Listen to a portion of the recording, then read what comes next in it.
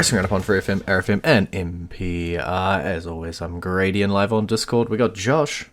Hey, Sandwiched between a couple of big weekends. We got the results from Saturday night's main event to talk about. We got Clash in Italy coming up next weekend, as well as the big AAA event, which I think is getting split over a couple of weeks. But that big Americano versus Americano match coming up this weekend as well. Let's start off Saturday night's main event. I think a lot of that flows into Italy pretty well. So let's start with the six-woman tag. It was Rhea Ripley, Charlotte Flair, Alexa Bliss, three of the best on one side, Jade Cargill, Meechin, and B-Fab on the other side. I promised to never bet against Rhea Ripley, and I should have for once. yeah, it makes sense that they would put the Jade over in this match to make her seem like more of a threat for the rematch on Saturday. Yeah, I think from what I was seeing, like all over the internet, I'm seeing a lot of praise coming out for the Meechins and the B-Fabs of the world, which is, it's cool to see people remember that, Meechin is a top wrestler in terms of what she can do, especially with, Mia Yim and all of her previous stuff. So this match was pretty good. Obviously, the other side, Ripley Flair Bliss, was always gonna be good. It was, as you say, just to set up that match in Italy, which we can just flow into as you want to talk about. But they did continue to have friction between Charlotte Flair and Rhea Ripley. There was an amazing photo from backstage where Alexa Bliss had made them both get into their Get Along shirt together. It was... I feel like that's the main story, which doesn't give me a lot of hope for Jade Cargill come Italy. Yeah, the second that Rhea Ripley won the title, you can pretty much stamp it that she will be defending it at SummerSlam, especially since the fact that there's not going to be a briefcase around to catch it to prevent it, because the briefcase doesn't come into play until September.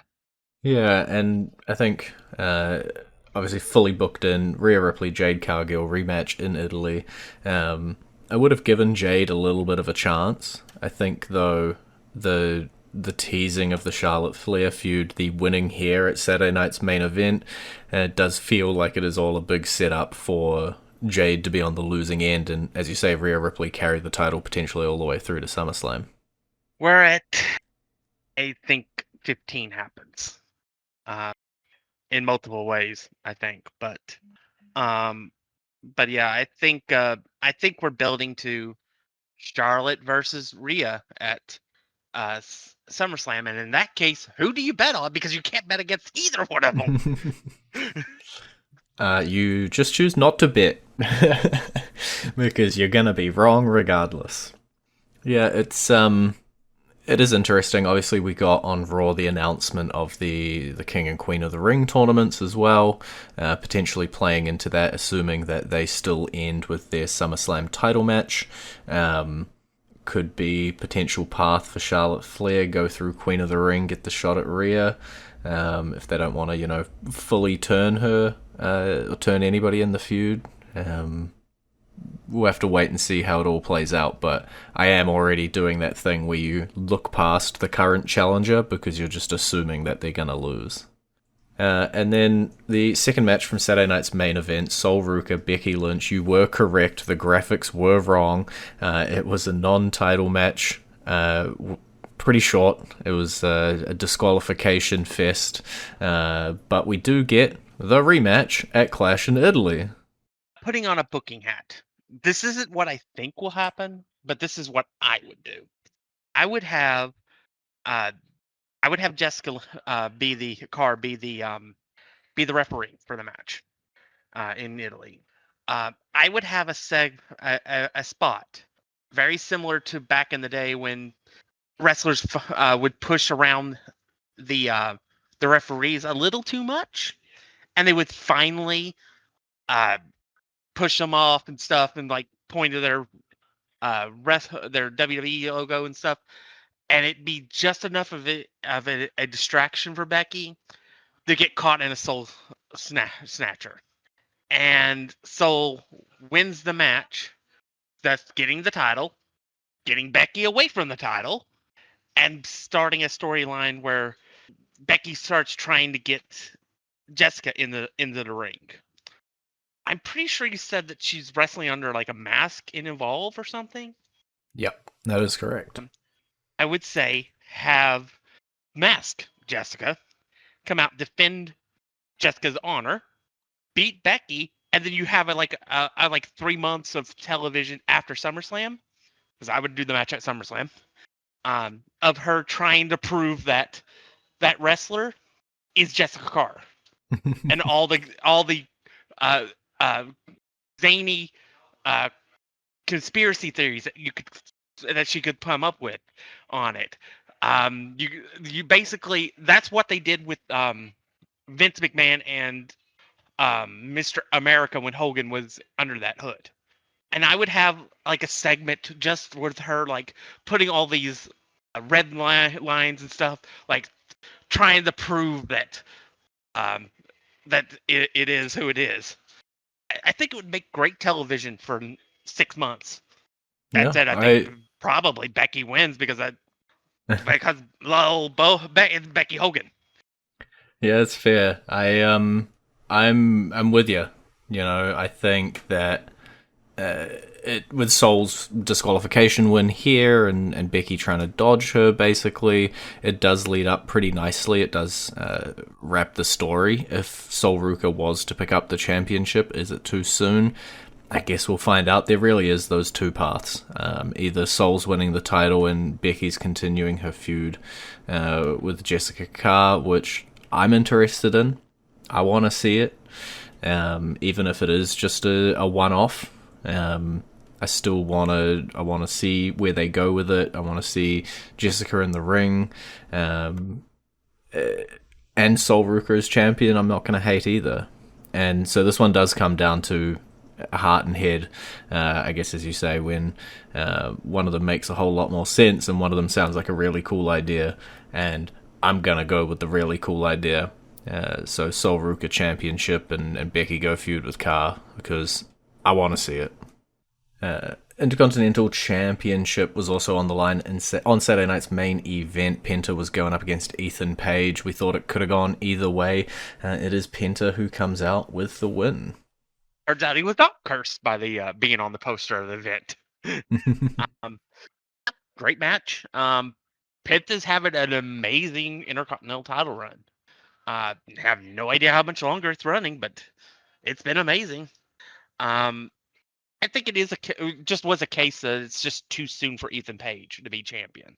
Um, but what can I say? Penta is making himself a massive star to the point where it's almost like you can't team him with his brother because it would seem like a demotion. Yeah, they have I just been on different levels when it's come to their presentation and where they've taken off to. And I think it's also part of it's just Penta's personality. I don't know much about Ray Phoenix side of WWE, but he hasn't had quite the connection with the crowd the way Penta did immediately. Um, of course, it also helped with the fact that he got to debut, what, 3 months earlier because AEW was being petty. Timing is everything, right? Yeah, And sometimes it's the exact right moment. And I think Penta was one of those. He came in hot. He built up WrestleMania, banged out title matches, involved in the correct feuds, correct timings, and is a megastar. I would make a serious pitch to make Penta the king of the ring. I know you want somebody else, and it makes more sense for that, but I would make it. I would make Penta the king of the ring. I would let Penta compete against one of the world champions. I'm not Of course, complaining. they would have to lose the Intercontinental title prior, unless you want to do champion versus champion and vacate the championship that's not that is the Intercontinental title after the match. Yeah, well, I think the Intercontinental title scene is still so hot, right? We did get the one-on-one with Penta and Ethan Page, and we did wonder, were we going to get a fatal four-way? Now we look at it, Penta took on Javon Evans in a title match on Raw, so he got his one-on-one with Javon. Then you go later on in the card, it was Rey Mysterio versus Rusev for the number one contendership. Rey Mysterio is his next challenger. But then after the match, Ethan Page comes out to continue the attack and sort of feud in the scene. Dragon Lee comes out to save him. Now we're looking at like a six-person sort of scene around the Intercontinental with Penta, Javon, Ethan, Rusev, Ray, and Dragon Lee all hovering around that Intercontinental Championship. And now there's like 50 million more combinations we could get. Yeah, because you also could throw in at some point Joe Hendry. You Yeah. could throw in there. I think that's the great thing about the mid card range right now on both sides, is that there are so many possible combinations you can do for months, and it really not get boring. Um, we know the eventual like we thing for the United States title. We kind of got a glimpse of that on Friday night. But it's like there's like 10 people that could challenge Tricky right now, and there's 10 people that can challenge Penta. Um, so yeah, it's just pure fun for when it comes to the mid card titles right now. Yeah, I think they really are popping off when the big world heavyweight titles or the big world titles are on Cody and Reigns again. Gunther's getting a shot. Jacob Fatu is something new over on that side. Happy to see it. But for me, that excitement is coming from the mid-card championships and just seeing who shows up. And it started, back when Carmelo and Ilya were doing open challenges for the US title, and we were getting so many combinations of these talented mid-card wrestlers. And it's continuing now. As you said, we got a bit of a taster of Trick Williams, Carmelo Hayes, but we got to see it more. And I could say the same thing about so many different combinations of people down here. And we brought up a bunch more NXT folks, and as you say, Joe Hendry, Ricky Sainz, Ethan Page, who are just bolstering already powerful divisions and potentially opening up those spots for the Trick Williams of the world, for the Pentas of the world to go challenge for the world championships. I don't think it's out of the realm of possibility for Penta to be challenging for a world title in the next 12 months. I think he's got the popularity for it for sure. I would absolutely love him winning the Rumble next year. If he wasn't like to win the King of the Ring. Mm-hmm. I would love him to win the Rumble. I think it would be an amazing moment. It would also be almost, I think, almost 21 years to the day that Ray won the Rumble. I think it would be I think Penta, I think, is the guy they have been looking for since Ray's star kind of started petering off because of his age, for a Latin star. Um, I think Penta, I think, is going to be huge, and I would be all for it. Choo choo, get on board. Well, we're going to go into our entrance theme this week because it seems conveniently timed. It is that of Penta, and it is playing for you right about now.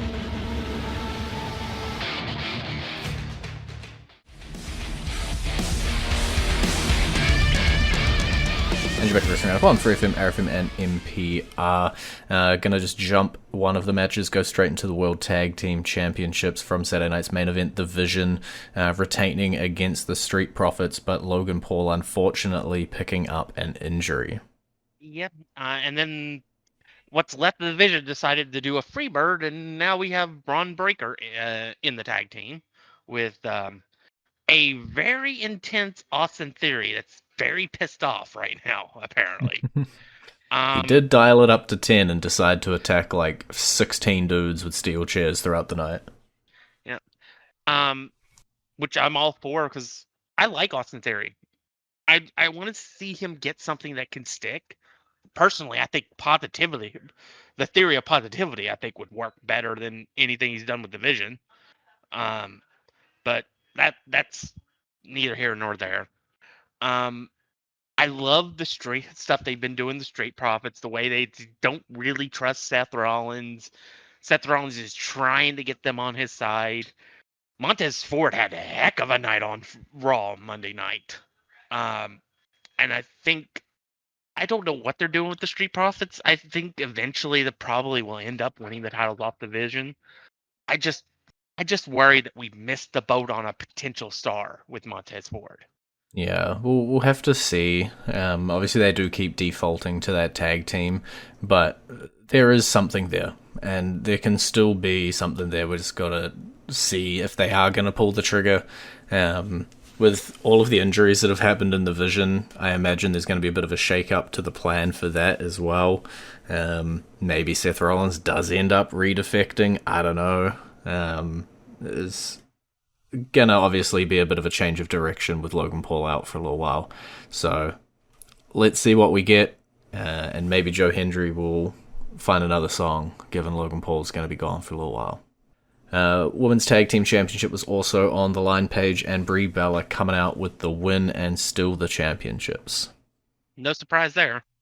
Yeah, it does feel like it is a holding pattern. I am interested in seeing a match with Bayley and Lyra Valkyria versus the current champions.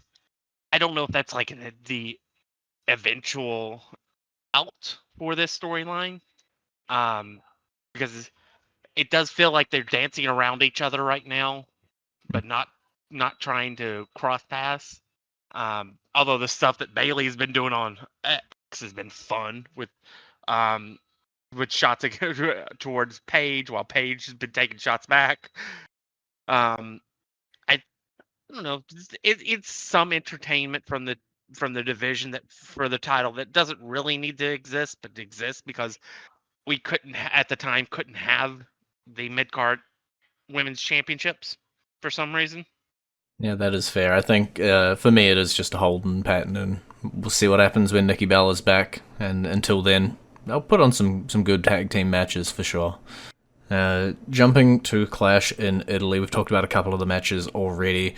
Let's talk Obafemi Brock Lesnar 2. It is all signed, sealed, and delivered. They will collide once more. Yeah, I love Oba, and I love the fact that during the segment when he came out to Heyman, that he spent the entirety of the segment not only giving what he gave but he was prepared for Brock to try to sneak attack him again, because he kept looking behind him. He had a fist up ready to fight. It's the little things that make Oba, I think, a major star in the near future. Unfortunately, law of averages, unless you're Cody Rhodes, you lose match 2 against Brock Lesnar if you win match 1. I'm refusing. I don't budge. So I'm going with Oba demolishes Brock a second time and goes into the King of the Ring, wins the King of the Ring, goes to SummerSlam to face Roman Reigns, and wins over there.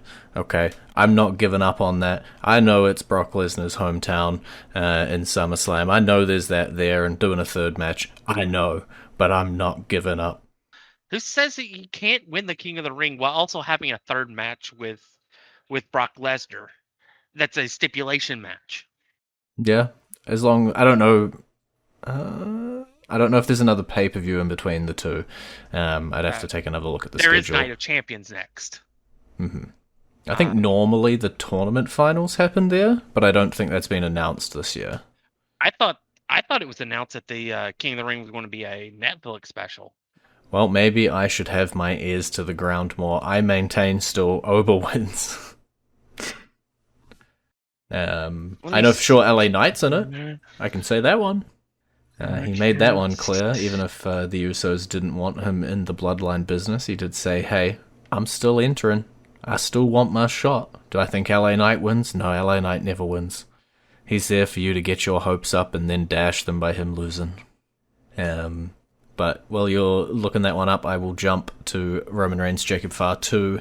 As much as I want to see a title change on this one, I do think that Roman Reigns is going to hold on to it. But it's pretty much a copy paste from what I said in the last pay-per-view when these two went head-to-head. If Jacob Fatu wins it, awesome, let's go this direction, let's double down on the man. But the most likely outcome, you never bet against Roman Reigns, especially when the title's on the line, comes out on top and heads into a feud with presumably the winner of the King of the Ring, be it Oba, be it LA Knight, be it somebody else. There's a few options for him for sure. Yep. I think that's the fun of this. I think the fun of this one is that, unlike previous tribal combat matches, it's not as clear cut. We were always like, yeah, Roman will win. It doesn't make sense. We want to see the other option occur because it would be surprising, Mm-hmm. but there was little chance. I think there's actually a decent chance that they could pull the trigger. Um, I don't believe they will, but nothing would surprise me, to be honest. But they could, and that's what they Yeah. got you believing. And I just think it would be more interesting to have Roman have to acknowledge Fatu rather than having Fatu just fall in line. Hey, I'm all here for it. WWE Championship also on the line, Cody Rhodes versus Gunther. Now, if you were going to ask me if one of the world titles were going to change hands in Italy, which was it be, I would probably pick this one over the heavyweight. And I would be the opposite because I don't see the championship changing hands here. I really think the plan is for Orton to beat Cody for his 15th title reign, probably at SummerSlam. I just don't. Maybe some of that is just me being tired of Gunther holding a world title or a title in general. That is fair. I think the man has held a title for like 80 to 90% of his main roster run. Or even, including NXT UK and stuff in there as well, so he does usually have a championship around his waist. I get it. I do think when you look at the championships, there is a few money matches floating around. That Rhea Charlotte match, the Cody Rhodes Randy Orton's, the Roman Reigns Oba Femi. How many of them are we going to get at SummerSlam is my question. But I'm happy to get them all. I'm not gonna be sad that we're gonna have some banger matches. And it does open up Gunther to go and do something else. Maybe he enters the King of the Ring as well. He wants another shot. Maybe we get a Gunther Oba Femi match during King of the Ring. Not gonna cry. We are running out of time, but there is another event this weekend. Clash in Italy is just one of them. We've also got the AAA event. I'm just going to run the card real quick. Just first impressions. AAA Cruiserweight Championship is on the line. Laredo Kid coming in as champion, but it is Rey Fenix, Penta's brother, on the other side. Do you think Rey Fenix maybe picks up some AAA gold? Wouldn't surprise me. I think of all the people that they send down there, I think Rey would be one of the most accepted to win it. So I wouldn't have Why a problem not? with it. Let's lock in Rey Fenix there. Talking about WWE sending down some talent. The World Tag Team Championships for AAA are also on the line. Pagano and Psycho Clown coming in as champion. War Raiders from the main roster down there as challengers. Are the War Raiders, though, going to pick up a title? I want to say yes, but I already gave Rey the Cruiserweight Championship, so I'll go no. But Can I only don't know a pick lot one. about um, the AAA roster and the guys that are currently the champion. So I'll just say they'll retain, and War Raiders will give them a hell of a match to showcase them. Sweet as the Latin American Championship also on the line. Dr. Wagner Jr. and Vikingo. That match will go how that match goes, but I gotta fit in the Mask versus Mask, El Grande Americano versus Original El Grande Americano, what will presumably be an interference fest. Are we picking Kaiser Americano? I think so. I don't think any of the issues that that Kaiser had legally will have any issues with him, because the stories that's come out afterwards, it's like, yeah, I get it. I get it. He turned himself in. He's doing everything right. I don't think it'll hurt him. Yeah, I was definitely a little scared when the news first hit about his arrest, but as you say, the more details that come out, presuming the details are correct, the storyline only ends with Chad Gable being unmasked. It's the only logical outcome for it, and surely we're gonna commit to it. And I'm excited to see it, and the crash out and the everything that's gonna come from it. Well, we will know for sure next week, though, when we come back to talk to you about the results from Italy and AAA. But for now, that is all we have time for. It's been great talking to you. Maybe. You can visit our Facebook page, facebook.com/wrestling R&D up, our Twitter page, twitter.com/wrestling R&D up, and our YouTube page, youtube.com/wrestling RND up. And we will catch you next week.